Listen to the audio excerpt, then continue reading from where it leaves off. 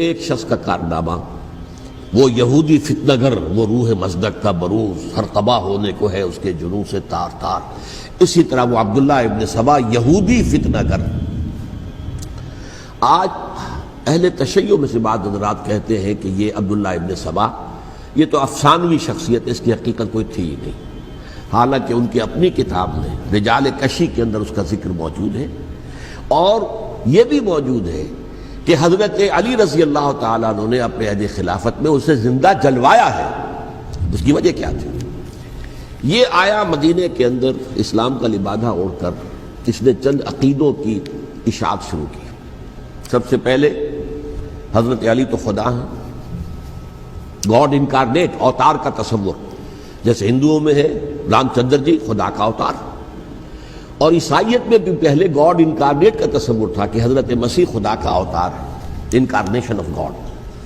تو اس نے کہا کہ حضرت علی تو خدا کا اوتار ہے، خدا ہے. نمبر دو، اس نے کہا کہ ہر نبی کا ایک وصی ہوتا ہے جس کے حق میں وہ وصیت کرتا ہے. تو حضور صلی اللہ علیہ وسلم کے وصی حضرت علی ہیں، لہذا خلیفہ تو اول روز سے حضرت علی ہیں. حضرت ابو بکر، حضرت عمر، حضرت عثمان یہ تو غاصب ہیں، اور حضرت عثمان کی خلافت تھی اس وقت تو خاص طور پر. پھر اس نے جو قبائلی عصبیت تھی اسے بھڑکایا. پرانی جو عصبیت چل رہی تھی قریش کے اندر، وہ دو گھرانے ایک دوسرے کے مد مقابل تھے. دیکھیے، ایک ہوتا ہے قبیلہ، ایک ہوتا ہے گھرانہ. ہمارے پنجاب میں ایک قبیلہ ہے وٹو قبیلہ، اس کے گھرانے بہت سے، مانے کے، لالے کے، سجے کے، شامد کے، یعنی کوئی لالا تھا ان میں سے بڑا، ان کے بیٹے ہو گئے لالے کے، ان کی اولاد، خاندان یہ کہلاتے ہیں. قبیلہ ایک، یہ وٹو قبیلہ. تو قبیلہ تھا قریش، اس میں گھرانے بہت تھے، بنو ہاشم، بنو امیہ، بنو تیم، بنو عدی، یہ بہت سے گھرانے تھے. تو چوٹی کے دو گھرانے جو تھے وہ بنو ہاشم اور بنو امیہ، ان کے درمیان چپقلش تھی، مقابلہ، مسابقت. اور یہ مسابقت فی الخیر بھی ہوتی تھی. اگر انہوں نے غریبوں کو کھانے کھلائے ہیں تو ہم ان سے بڑھ کر کھلائیں گے، اگر وہ حاجیوں کی خدمت کرتے ہیں تو ہم ان سے بڑھ کر کریں گے. تو ان کے اندر یہ مسابقت الخیر بھی تھی، لیکن چپقلش تھی کہ کوئی ہم سے آگے نہ نکل جائے. وہ سمجھتا تھا وہ آگے نہ نکل جائے. اس شخص نے اس پرانی عصبیت کو تازہ کیا کہ حضور تو بنو ہاشم میں سے تھے، لہذا خلافت حق ہے بنو ہاشم کا، یہ غاصب ہے. اس سے پہلے دو خلفاء جو تھے وہ نہ بنو ہاشم سے تھے نہ بنو امیہ سے تھے. حضرت ابو بکر بنو تیم میں سے تھے، چھوٹا قبیلہ تھا. حضرت عمر بنی عدی میں سے تھے، وہ بھی چھوٹا قبیلہ تھا. یہ حضرت عثمان پہلے خلیفہ جو بنو امیہ میں سے تھے، جن کی پرانی چپقلش بنو ہاشم سے تھی. اب اس کو موقع مل گیا کہ پرانی قبائلی عصبیت کو بھڑکائے. یہ ہے اصل میں اس فتنے کا پس منظر عبداللہ ابن سبا نے جو آ کر پھیلایا ہے. اور اس کی تفصیل میں اس وقت میں نہیں جا سکتا، کیسے یہ فتنہ پروان چڑھا، کیا انہوں نے اسٹریٹجی اختیار کی. کہ یہ کیا کرتے تھے، گروہ بنا کر بھیجتے تھے لوگوں کو. کوفے میں جاؤ تو وہاں پر دمشق کے گورنر کے خلاف اور مصر کے گورنر کے خلاف الزامات لگاؤ، اس نے یہ کیا، وہ غبن کر گیا، وہ یہ کر گیا، وہ خیانت کر رہا ہے، وہ رشتہ داروں کو پال رہا ہے. اور عثمان کے خلاف بھی تقریریں کرو رضی اللہ تعالیٰ عنہ. دمشق میں جاؤ تو کوفے کے گورنر کے خلاف، کیونکہ دمشق کے گورنر کے خلاف بات کرو گے تو لوگوں کو معلوم ہوگا کہ یہ جھوٹ بول رہے ہیں. لیکن یہ کہ وہاں تو تم بات کرو کوفے کے گورنر کے خلاف اور مصر کے گورنر کے خلاف اور حضرت عثمان کے خلاف. مصر میں جاؤ تو بات کرو کوفے کے اور شام کے گورنر کے خلاف اور حضرت عثمان کے خلاف. یہ انہوں نے ایسا اٹھایا. اور اس زمانے میں آپ کو معلوم ہے ذرائع رسل و رسائل تھے نہیں، نہ اس فتنے کی پتہ چل سکا جب تک کہ وہ فتنہ جو ہے پوری طرح برگ و بار لا کر تراور درخت نہیں بن گیا. اس کے نتیجے میں حضرت عثمان رضی اللہ تعالی عنہ شہید ہوئے، اور خلیفہ پھر حضرت علی رضی اللہ تعالی عنہ کو انہی سوائیوں نے، جنہوں نے گھیراؤ کیا تھا، جنہوں نے حضرت عثمان کو شہید کیا ہے، یہی حضرت علی رضی اللہ تعالیٰ عنہ کے ارد گرد ہو گئے. اور حضرت علی رضی اللہ تعالیٰ عنہ بھی نہیں چاہتے تھے خلافت کی بیعت لینا، لیکن آخر کیا کرتے؟ کیا وہ امت کو بغیر خلیفہ کے چھوڑ دیتے؟ حضرت زبیر سے کہا گیا، انہوں نے نہیں مانا، رد کر دی بات. حضرت طلحہ سے کہا گیا، انہوں نے نہیں مانا. حضرت علی سے کہا گیا، اب عشرہ مبشرہ میں سے یہی تو تھے نا، لہذا انہوں نے تسلیم کر لیا، خلافت ہو گئی. لیکن اس کے بعد جو خانہ جنگی ہوئی ہے، اس خانہ جنگی کے نتیجے میں نوٹ کر لیجئے کہ 1,00,000 کے قریب مسلمان ایک دوسرے کی تلواروں اور نیزوں اور برچھیوں اور تیروں سے ختم ہو گئے، ہلاک ہو گئے۔ یہ ہماری تاریخ کا تاریخ ترین باب ہے۔ 5 سال، 4.5 سال حضرت علی کی خلافت کے اور 6 مہینے حضرت حسن کی خلافت کے رضی اللہ تعالی عنہ۔ اس سے کیا ہوا کہ ایک طرف تو اسلام کی جو توسیع ہو رہی تھی، تھمتا نہ تھا کسی سے سیل رواں ہمارا، وہ سیلاب رک گیا، انٹرنل سیبوٹاج ہو گئی نا، اب تو اندر ہی آپس ہی میں اگر دست و گریبان ہو گئے تو باہر اب کیا توسیع کرتے ہیں، وہ توسیع کا عمل رک گیا۔ اور یوں سمجھیے کہ جیسے ٹرک اگر کبھی چل رہا ہو، بھرا ہوا ہو، لوڈڈ، اور وہ چڑھائی چڑھ رہا ہو تو اگر کہیں موشن ٹوٹ جائے، ٹرک کو رکنا پڑے تو ڈرائیور کے جان پر بن جاتی، اس لیے کہ اس کو دوبارہ سٹارٹ کرنا، اور جبکہ وہ چڑھائی پر ہے، انکلائن پر ہے، آسان کام نہیں ہوتا، خطرہ ہوتا ہے وہ پیچھے جو ہے وہ نہ جائے۔ اور پہاڑی علاقوں میں آپ کو معلوم ہے ذرا پیچھے چلے جانے کا مطلب جو ہے بہت خطرناک جو ہے نتیجہ نکل سکتا ہے۔ بہرحال حضرت علی رضی اللہ تعالیٰ عنہ نے اپنے خلافت میں ایک کام یہ کیا، اب اس کی کیا مصلحتیں تھیں یہ تو انہی کے علم میں ہوگا، ہم قیاس کر سکتے ہیں، میں اس میں نہیں جانا چاہتا۔ ابھی تک خلافت کا مرکز تھا مدینہ منورہ، حضرت ابوبکر، حضرت عمر، حضرت عثمان، وہیں جہاں حضور صلی اللہ علیہ وسلم رہے تھے اور جہاں پر کہ حضور مدفون تھے۔ لیکن حضرت علی نے اپنا مرکز جو ہے وہ کوفہ بنا دیا۔ اچھا، اس کی ایک ظاہری وجہ یہ سمجھ میں آتی ہے کہ اسلام کا جو پھیلاؤ ہو گیا تھا، وہ سلطنت اتنی وسیع ہو گئی تھی کہ مدینہ منورہ بہت جنوب میں اور بڑے صحرا کو عبور کر کے جانا ہوتا تھا۔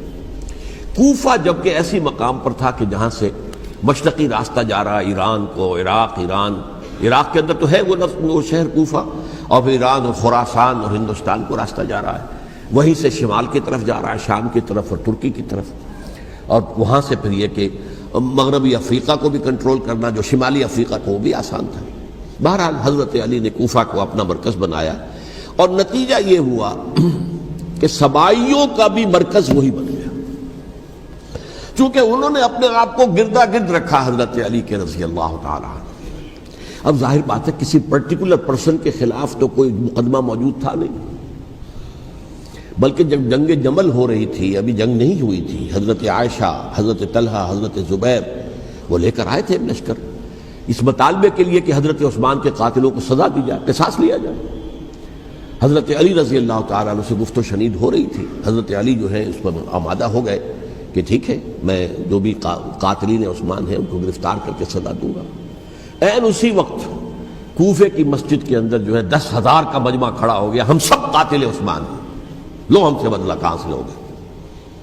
اور انہوں نے کیا کیا، جاتے ہی جنگ چھیڑ دی، جب چھڑ جائے تو یا مرو یا مارو، اس کے علاوہ تو کوئی چارہ کار ہوتا ہی نہیں۔ ایک رات میں 10,000 مسلمان شہید ہوئے، جن میں 2 عشرہ مبشرہ میں سے حضرت زبیر اور حضرت طلحہ رضی اللہ تعالیٰ۔ تو یہ صورت تھی، سبائیوں نے گھیراؤ کیا حضرت علی کا رضی اللہ تعالیٰ۔ حضرت معاویہ دعوے دار نہیں تھے خلافت کے، قطعاً نہیں، ان کا صرف ایک دعویٰ تھا، اور وہ یہ تھا کہ عثمان کے قاتلوں کو گرفتار کرو، یا خود سزا دو یا ہمارے حوالے کرو، ہم اس سے قصاص لیں گے۔ اس لیے کہ قبیلہ بنو امیہ کا تھا، اور حضرت امیر معاویہ بنو امیہ میں سے، تو ایک خاندانی طور پر جو ہے ہم قصاص لیں گے ان سے جنہوں نے قتل کیا ہے حضرت عثمان کو۔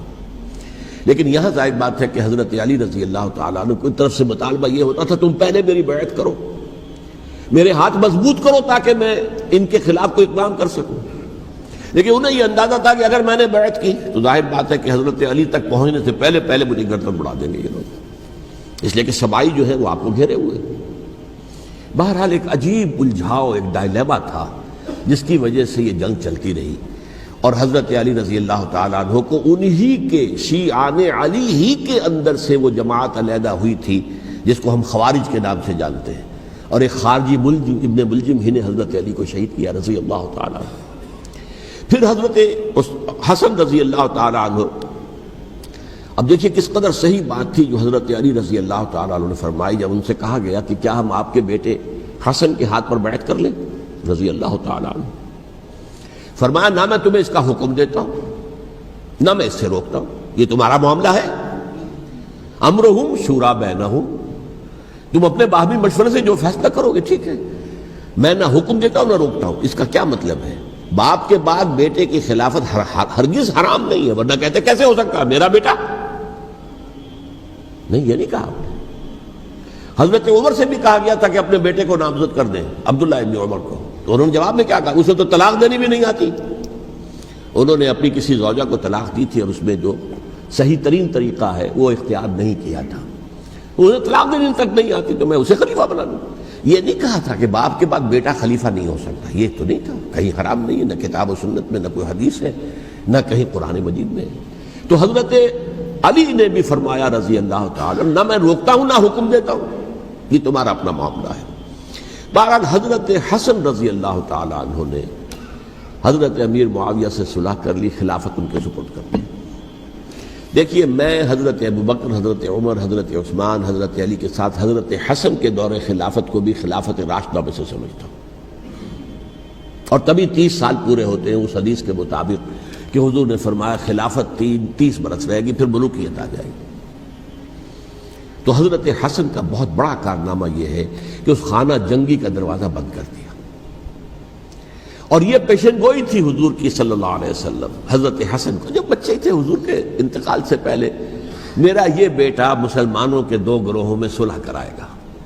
یہ حضور کی پیشن گوئی تھی، اور وہ پیشن گوئی حضرت حسن کے علم میں بھی ہوگی یقیناً. بہرحال انہوں نے صلح کی حضرت امیر معاویہ کے ساتھ رضی اللہ تعالی عنہ، خلافت ان کے حوالے کر دی، اور کچھ شرائط تھیں طے ہو گئی. اللہ خیر صلی اللہ.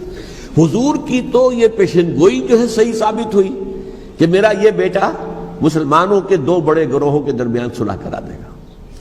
اور سبائیوں نے انہیں تانے دیے، یا عار المومنین، اے مومنوں کے لیے موجب عار، موجب شرم، تم نے بزدلی دکھائی ہے، تم نے امیر معاویہ کو خلیفہ تسلیم کر لیا، تم نے بزدلی دکھائی.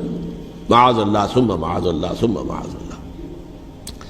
اب میں کچھ باتیں حضرت امیر معاویہ کے بارے میں کہنا چاہتا ہوں، اس لیے کہ وہاں اس میں نے حضرت معاویہ کے بارے میں یہ تو بہت شدت کے ساتھ کہا تھا، اور میں اب بھی اس پر قائم ہوں اور پوری طریقے سے قائم ہوں. میرا مستقل موقف یہی ہے کہ حضرت معاویہ رضی اللہ تعالیٰ عنہ کے دور خلافت کو ہم خلافت راشدہ میں شامل نہیں سمجھتے، اہل سنت میں سے کوئی بھی نہیں سمجھتا. لیکن اس کے ساتھ میں نے حضرت امیر معاویہ کے کچھ مناقب بھی بیان کیے تھے، تاکہ پلڑا جو ہے ترازو کا، اس کے دونوں پلڑے سامنے آ جائیں. لیکن یہ وہ حصہ میرے اس بیان کا نکال دیا گیا، ختم کر دیا گیا. یہ میں نہیں جانتا کہ اس میں کیا مصلحت دیکھی گئی ہے. اس میں تو کسی کے لیے کوئی معاملہ ایسا نہیں تھا کسی کے جذبات کو جو ہے وہ ٹھیس پہنچانے والا. کیونکہ میں نے کہا وہ خلیفہ راشد نہیں تھے، صاف میں نے کہا، بلکہ وہ دور ملوکیت کا آغاز ان سے ہو گیا ہے. بلکہ جب ایک صاحب نے یہ کہا کہ کربلا کے بعد سے دور ملوکیت آ رہی تھی، تو میں نے کہا نہیں جناب، دور ملوکیت تو 20 سال پہلے پوری ہو چکی تھی، شروع ہو چکی تھی. حضرت امیر معاویہ کے بھی 20 سال جو ہے وہ دور ملوکیت میں شمار ہوتے. انہیں کسری العرب بھی کہا گیا، عرب کے کسریٰ، جو شہنشاہ ایران کا خطاب تھا، حضرت معاویہ رضی اللہ تعالیٰ عنہ کو کسری العرب کہا گیا، عرب کا کسریٰ یہ. لیکن دوسری طرف یہ ہے کہ وہ صحابی رسول ہیں رضی اللہ تعالیٰ، حضور کے برادر نسبتی بھی ہیں، حضور کے سالے ہیں. ان کی ہمشیرہ ام حبیبہ حضور کی زوجہ محترمہ ہیں، ام المومنین ہیں، ام حبیبہ رضی اللہ تعالیٰ عنہ. پھر کس قدر معتمد علیہ تھے حضور کے کہ کاتبان وحی میں شامل تھے. وحی کی کتابت کرنے والے چند لوگ تھے جنہیں کہ حضور کہتے تھے کہ اب یہ آیت لکھ لو. ان میں سے ایک امیر معاویہ بھی رضی اللہ تعالیٰ. تو بڑے توازن کی ضرورت ہے. دیکھیے صحابہ کرام کا جہاں تک تعلق ہے، اہل سنت کا موقف یہ ہے کہ صحابہ تو کلہم عدول، صحابہ سب کے سب نیک نیت ہیں، اور ان کی روایت جو ہے قبول کی جائے گی، رد نہیں کی جائے گی، ان پر کوئی جرح و تعدیل نہیں ہوگی. اس لیے کہ ان کا تزکیہ محمد الرسول اللہ صلی اللہ علیہ وسلم نے کیا تھا. لہذا یہ تو ہو سکتا ہے کہ کسی صحابی سے کوئی خطا ہو جائے، لیکن وہ خطا اجتہادی ہوگی، نیت کی خطا نہیں ہوگی، نیت کی غلطی نہیں ہوگی. اگر کسی صحابی کی نیت پر حملہ کیا جائے تو یہ اصل میں طعن ہے، حملہ ہے حضور پر کہ وہ تربیت دے نہیں سکے اپنے ساتھیوں کو. معاذ اللہ ثم معاذ اللہ ثم معاذ اللہ، وہ تزکیہ کر ہی نہیں سکے. 3 جگہ جو قرآن میں آیا ہے یتلو علیہم آیاتہ ویزکیہم، تو کیا تزکیہ کیا؟ اگر ان کے قریب ترین ساتھی جو تھے، اگر ان کے اندر بھی بدنیتی تھی اور دنیا کی طلب تھی، اور دنیا کے اندر اقتدار حاصل کرنے کا جذبہ تھا، تو پھر کیا تزکیہ کیا؟ معاذ اللہ ثم معاذ اللہ۔ لہذا صحابہ سب کے سب عدول ہیں اور ان سے اختلاف ممکن ہے، لیکن ان کی نیت پر حملہ نہیں ہو سکتا۔ تو حضرت امیر معاویہ کی شخصیت ایک چیز ہے، آپ کا دور خلافت دوسری چیز ہے۔ شخصیت کے اعتبار سے صحابی رسول ہیں، برادر نسبتی ہیں حضور کے صلی اللہ علیہ وسلم، اور پھر یہ کہ اس قدر معتمد علیہ ہے صحابہ میں سے کہ وہ کاتبان وحی، یہ عام آدمی کے کرنے کا کام نہیں تھا جو وحی کی کتابت کرے، اللہ کے کلام کی۔ البتہ یہ ہے کہ جیسا کہ میں نے عرض کیا، ان کا دور خلافت راشدہ نہیں ہے، وہ ملوکیت کا دور ہے۔ یہ میں نے جیسا عرض کیا، میں نے ایک صاحب نے جب یہ کہا کہ ملوکیت شروع ہو رہی تھی، میں نے کہا شروع نہیں ہو رہی تھی، ملوکیت تو 20 سال پہلے شروع ہو چکی تھی۔ اسی طریقے سے ایک صاحب نے کہا تھا کہ اسلام کو قائم کرنے کے لیے حضرت حسین میدان میں آئے، میں نے کہا یہ بھی غلط ہے، اسلام تو 60 سال پہلے قائم ہو چکا تھا، نبی اکرم صلی اللہ علیہ وسلم کے دست مبارک سے اسلام قائم ہو گیا، جاء الحق وزهق الباطل ان الباطل کان زهوقا، پھر 30 برس تک وہ کامل شکل کے اندر قائم رہا۔ تو اسلام جو ہے در حقیقت اب قائم کرنے والی بات نہیں تھی، البتہ اس کے اندر زوال شروع ہو گیا تھا، اس زوال کے عمل کو روکنے کے لیے حضرت حسین میدان میں آئے۔ یہ ایک چیز کو صحیح تاریخی پرسپیکٹو میں رکھنا، تو جس طرح سے دین کو قائم کرنے کے لیے دیکھیے، قائم تو کیا محمد رسول اللہ صلی اللہ علیہ وسلم والذین معہ رضی اللہ تعالی عنہ، انہوں نے کیا تھا۔ ہاں اب جو ہے وہ اپنی اس شاندار حیثیت سے نیچے گرنے لگا تھا، وہ میں بعد میں عرض کروں گا کہ میں نے اسے کیا عرض کیا تھا کہ یہ اس زوال کو روکنے کے لیے کسی طریقے سے یہ اپنی اصل حقیقت میں قائم رہے، یہ حضرت حسین رضی اللہ تعالیٰ عنہ کی سعی تھی۔ اچھا، حضرت امیر معاویہ کے جو 20 سال ہیں وہ پورے امن، سکون، اطمینان، کوئی جھگڑا، کوئی فساد، کوئی اختلاف، کوئی باہمی خانہ جنگی، کچھ 20 سال۔ یہ بھی تاریخ کی بڑی چشم کشا حقیقت ہے جو عام طور پر لوگوں کے علم میں نہیں ہے۔ سبائی بھی دبتے رہے، حضرت امیر معاویہ کی حکومت اتنی مضبوط تھی، کنٹرول، کہ ان کو کچھ سر اٹھانے کا موقع نہیں ملا۔ موجود تھے، دبکے رہے، جیسا کہ میں نے کہا ریولوشن کے آخری مرحلے پر آ کر جو مخالفین ہیں وہ دب جاتے ہیں کہ پھر دیکھیں گے موقع ملے گا تو پھر لیں گے ان سے حساب کتاب۔ 20 سال رہے ہیں پورے امن کے۔ 10 سال کے بعد یعنی درمیان میں ہے حضرت امیر معاویہ کا عہد خلافت۔ ایک صحابی جو کہ بزرگ صحابہ میں سے ہیں، مغیرہ ابن شعبہ رضی اللہ تعالی عنہ، وہ آتے ہیں اور وہ کہتے ہیں کہ دیکھیے امیر المومنین، کتنی بڑی خانہ جنگی رہی تھی مسلمانوں کی آپس میں، اور اب بھی اگر آپ کسی کو نامزد کیے بغیر چھوڑ گئے امت کو تو پھر خانہ جنگی ہو جائے۔ 1 لاکھ اس وقت جو ہے وہ ہلاک ہوئے تھے، نہ معلوم اب کتنے ہلاک۔ لہٰذا آپ اپنی زندگی ہی میں نامزد کر دیجئے کسی کو خلیفہ، ولی عہد بنا دیجئے۔ حضرت امیر معاویہ نے ابتداءً جو ہے انکار کیا نہیں، لیکن ان کے دلائل ایسے تھے وزنی، اور میں سمجھتا ہوں کہ وہ بات صحیح تھی جو مغیرہ ابن شعبہ نے کہی، اس لیے کہ اب صحابہ کرام میں سے جو کبار صحابہ تھے وہ تو سب دنیا سے رخصت ہو چکے تھے۔ اب تو یا صغار صحابہ رہ گئے تھے جو حضور کے زمانے میں بچے تھے، حضرت حسن، حضرت حسین، عبداللہ ابن زبیر، یہ بچے تھے نا، یا تو وہ تھے، اور یا بالکل نو مسلم تھے، اور نو مسلموں میں بڑی تعداد وہ تھی جو ایرانیوں کی تھی، شامیوں کی تھی، ادھر کی تھی، تو ان کو تو ظاہر بات ہے کہ تربیت نبوی سے کیا خلافت راشدہ سے بھی اکثر و بیشتر کو کوئی حصہ ملا ہی نہیں۔ تو اس صورت میں اب وہ اعلیٰ ترین معیار پر حکومت کے نظام کو قائم کرنا ممکن نہیں ہے۔ کوئی قبائلی عصبیت جب تک حکومت کی پشت پر نہیں ہوگی، حکومت مستحکم نہیں ہوگی۔ یہ گویا کہ ایک جس کو کہتے ہیں کہ حقیقت بینی، واقعیت پسندی، ایک آئیڈیلزم ہے اور ایک ریئلزم ہے کہ آپ فیکٹس آن دی گراؤنڈ کو غور کریں، سوچیں اس کے اوپر اور پھر کوئی فیصلہ کریں۔ اس اعتبار سے پھر حضرت امیر معاویہ نے بات مان لی اور بیعت لے لی لوگوں سے حضرت یزید کے لیے کہ یہ خلیفہ ہوں گے میرے بعد، اس کو ولی عہدی کہتے ہیں۔ اچھا، اس وقت 5 افراد ایسے تھے کہ جنہوں نے اس سے اختلاف کیا، یہ بات بہت اہم ہے۔ میرا کتابچہ ہے سانحہ کربلا، اس کے کچھ نسخے آج یہاں ہوں گے، آپ لوگ پڑھیے اسے غور سے اور پھیلائیے تاکہ حقیقت سامنے آئے۔ 5 افراد کون تھے جو ہونے چاہیے؟ ابو بکر فوت ہو گئے، ان کے بیٹے عبد الرحمن ابن ابی بکر. عمر فوت ہو گئے، ان کے بیٹے عبداللہ ابن عمر. عباس فوت ہو گئے، ان کے بیٹے عبداللہ ابن عباس. زبیر فوت ہو گئے، ان کے بیٹے عبداللہ ابن زبیر. اور حضرت حسن جو ہے ان کا انتقال ہو چکا تھا، حضرت علی کے بیٹے حضرت حسین رضی اللہ تعالی عنہم اجمعین. حضرت حسن کے بارے میں ایک فریق کا کہنا یہ ہے کہ انہیں زہر دے کر ہلاک کیا گیا. اہل تشیع کا قول یہ ہے، جبکہ اہل سنت کہتے ہیں کہ نہیں، وہ اپنی جو بھی طبی موت تھی اس سے ان کی وفات. لیکن میں اس میں نہیں جانا چاہتا، اس لیے کہ یہ مائکرو ہسٹری جو ہے نا، وہ تو ایک ایک واقعے کے لیے ادھر کی روایات کیا، ادھر کی کیا ہیں، ان کے پاس کیا دلائل، ان کے پاس یہ تو کسی ریسرچ اسکالر کا موضوع ہے، میرا موضوع نہیں ہے. لیکن بہرحال یہ 5 حضرات تھے جنہوں نے ولی عہدی کی بیعت نہیں کی. لیکن حضرت معاویہ اتنے حلیم الطبع انسان تھے، انہوں نے جبر نہیں کیا، کوئی تشدد نہیں کیا. ٹھیک ہے، ولی عہدی کی بیعت نہیں کر رہے، کوئی بات نہیں، میری بیعت تو کی ہوئی ہے نا، ابھی تو میں زندہ ہوں، بات ختم ہو گئی. میری بیعت کو تو نہیں توڑا انہوں نے، فسخ بیعت نہیں کی. اس اعتبار سے انہوں نے نہ کوئی تشدد کیا، نہ جبر کیا، نہ کوئی مواخذہ کیا. لیکن جب امیر معاویہ کا انتقال ہو گیا، اب ولی عہدی کی بجائے وہ اب خلافت کی بیعت ہوئی. سب لوگوں نے بیعت کر لی. ان 5 میں سے ایک فوت ہو چکے تھے. حضرت عبد الرحمن ابن ابی بکر فوت ہو چکے رضی اللہ تعالی. 4 تھے، ان 4 میں ایک اختلاف ہوا.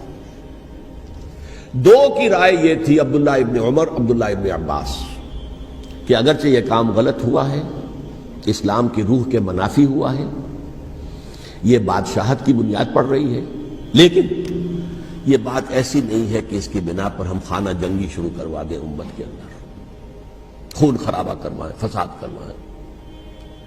لہذا انہوں نے بیعت کر لی. اب کوئی اگر یہ کہے معاذ اللہ کہ وہ بک گئے تھے یزید کے ہاتھ میں، معاذ اللہ ثم معاذ اللہ، وہی بات آپ اختلاف کر سکتے ہیں کہ انہیں نہیں کرنی چاہیے تھی، یہ کوئی رائے رکھے، مجھے اختلاف نہیں.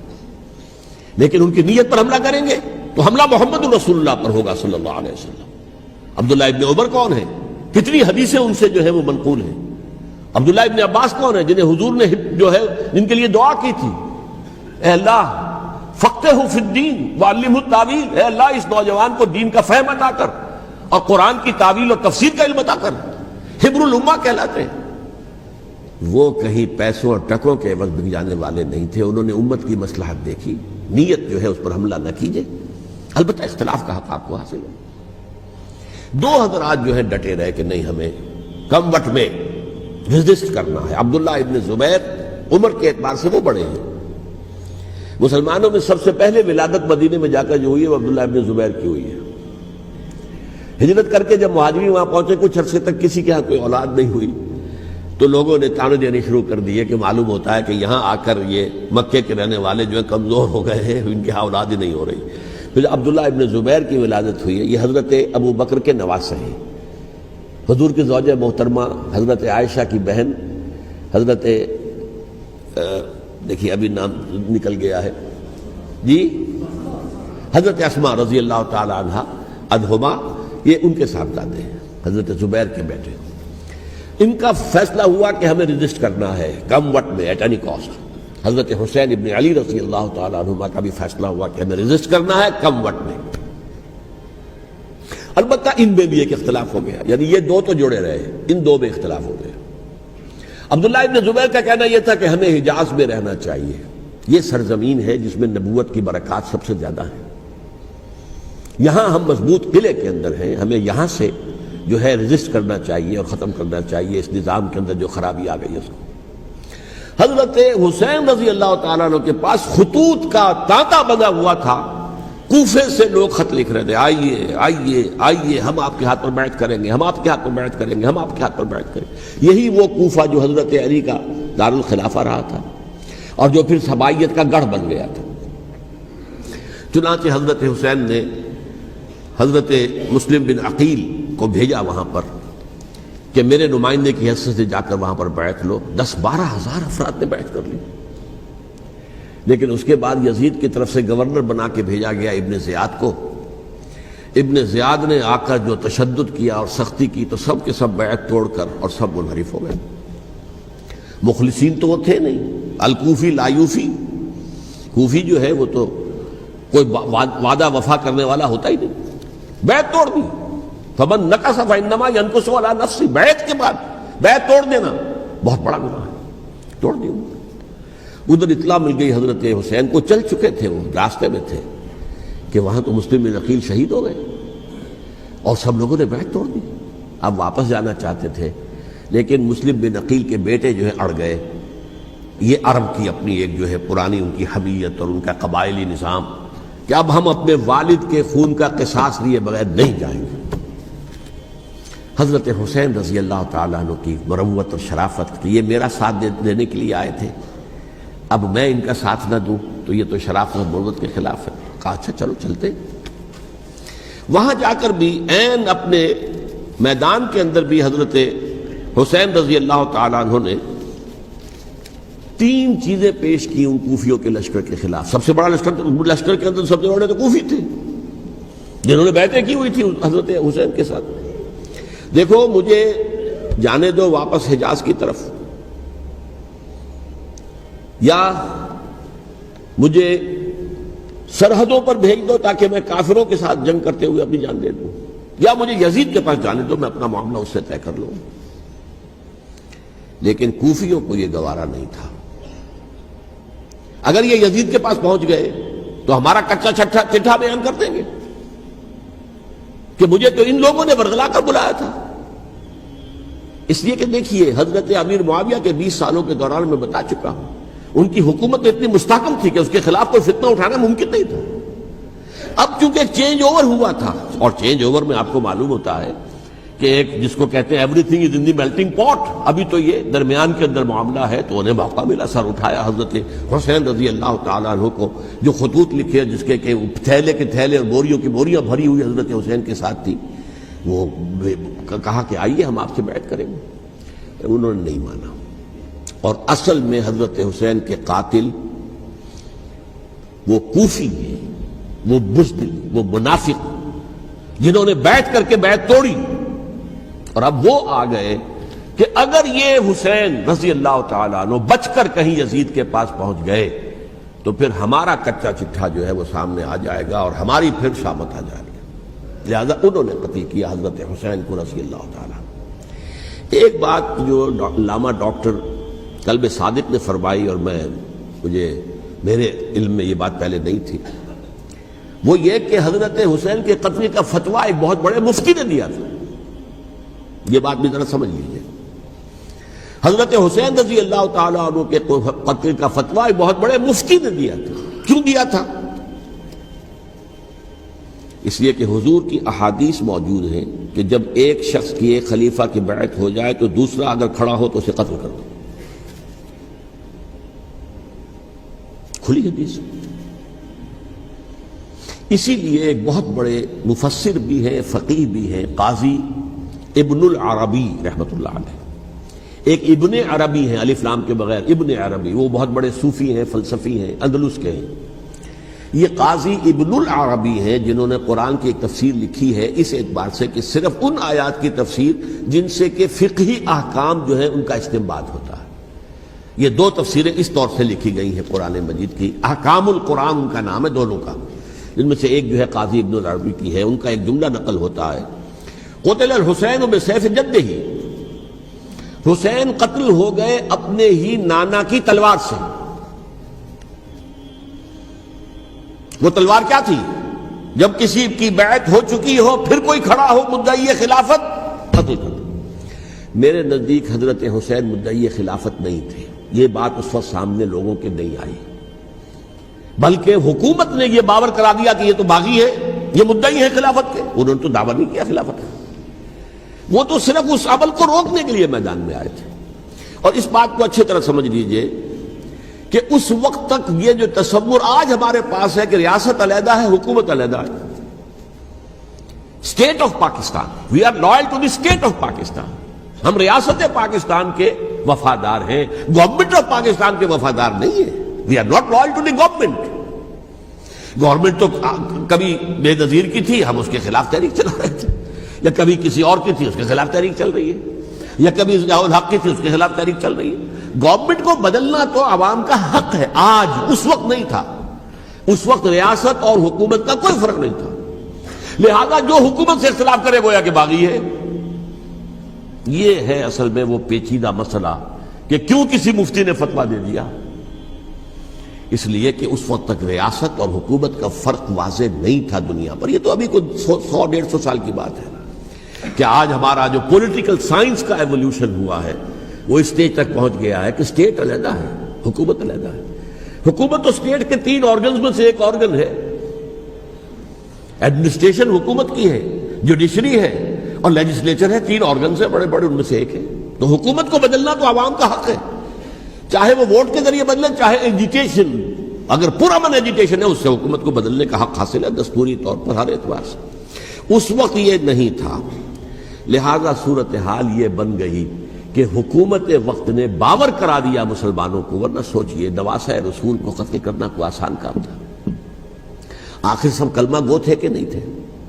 کلمہ گو تو تھے نا، اور حضور سے عقیدت اور محبت میں کمی، لیکن یہ کہ فتویٰ اگر ایک بہت بڑے مفتی کا، جو کہ حضرت علامہ ڈاکٹر قلب صادق صاحب نے فرمایا، مجھے اس مفتی کا نام بھی معلوم نہیں، کہ ایک مفتی ہی کا فتویٰ تھا وہ، جس کے بنا پر اب ان لوگوں نے حضرت حسین کو قتل کیا، اور یہی وجہ ہے کہ انہوں نے پھر خیموں کو بھی آگ لگا دی۔ وائی حالانکہ دیکھیے اگر دشمنی کا انتقام ہوتا تو حضرت علی بن حسین جو بیمار تھے، جو بعد میں زین العابدین رحمت اللہ علیہ کے نام سے پھر یہ اہل تشیع کے چوتھے امام معصوم ہیں، حضرت علی، حضرت حسن، حضرت حسین، اور پھر حضرت علی بن حسین زین العابدین رحمت اللہ علیہ، کیا ان کو بھی قتل کر دیتے؟ حضرت حسین کی نسل ہی ختم ہو جاتی، لیکن نہیں کیا۔ آگ کیوں لگائی؟ آگ اس لیے لگائی کہ وہ جو ڈاکومنٹری پروف ہے ہماری غداری کا یزید کے خلاف حضرت حسین کو جو ہم نے دعوت دی، وہ جو ڈاکومنٹری پروف خطوط کی شکل میں موجود ہے وہ ختم ہو جائے، ڈسٹرائے ہو جائے۔ اس کے لیے انہوں نے خیموں میں آگ لگائی۔ بہرحال یہ ہے تاریخی پس منظر، یہ اسی سبائی فتنے کا تسلسل ہے جس نے سب سے پہلے حضرت عثمان کی جان لی رضی اللہ تعالیٰ عنہ۔ 5 سال تک مسلمانوں میں خانہ جنگی رکھی، حضرت علی کو پھر شہید کیا، اور اس کے بعد جو ہے 20 سال حضرت امیر معاویہ کے تو سر نہیں اٹھا سکے، لیکن پھر جب ایک چینج اوور ہو رہا تھا تو اس وقت انہوں نے موقع غنیمت سمجھا کہ اب کھڑے ہو جاؤ اور اب دوبارہ ایک فتنہ جو ہے اس کو امت کے اندر پیدا کر دو۔ اچھا، اس معاملے میں ایک بات جو میں نے وہاں کہی کہ ہمارے ہاں شاعرانہ جو مبالغہ آمیزی ہے، یہ میری گفتگو کا حصہ انہوں نے حذف کر دیا ہے، اور میں نے ایک سنی شاعر بہت بڑے عالم جن کے حوالے سے آج بھی میری تقریر ہوگی خالق دینہ ہال میں، مولانا محمد علی جوہر کے ایک شعر کے حوالے سے کہا کہ قتل حسین اصل میں مرگ یزید ہے، اسلام زندہ ہوتا ہے ہر کربلا کے بعد۔ میں نے کہا بالکل محمل شعر ہے، اسلام مرا ہی نہیں تھا، زندہ ہونے کا کیا سوال؟ اور اگر کسی درجے میں مزمحل یا زخمی ہوا تھا تو وہ تو رہا، کربلا کے بعد بھی رہا، یزید کی حکومت بھی رہی، بنو امیہ کی حکومت بھی چلی، کوئی تبدیلی تو نہیں آئی۔ یہ کیا کہہ رہے ہیں؟ اسلام زندہ ہوتا ہے کربلا کے بعد؟ میں نے کہا اسلام مرا نہیں تھا۔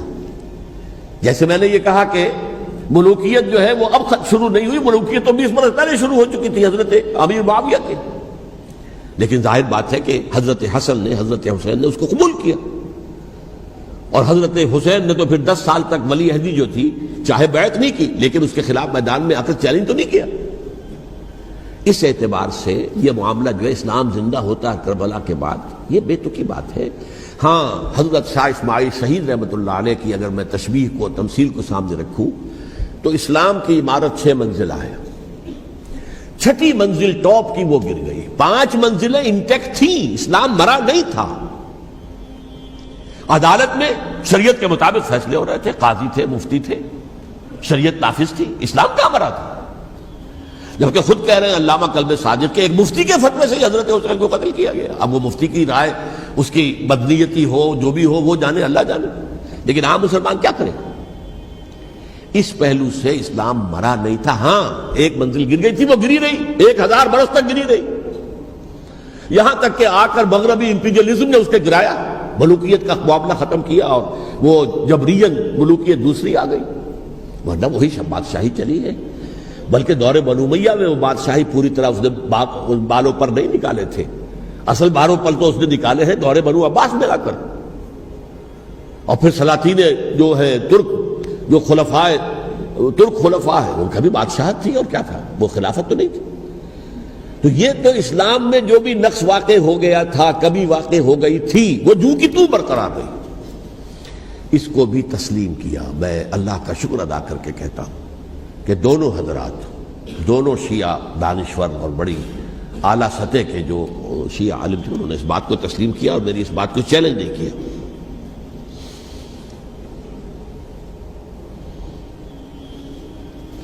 اصل میں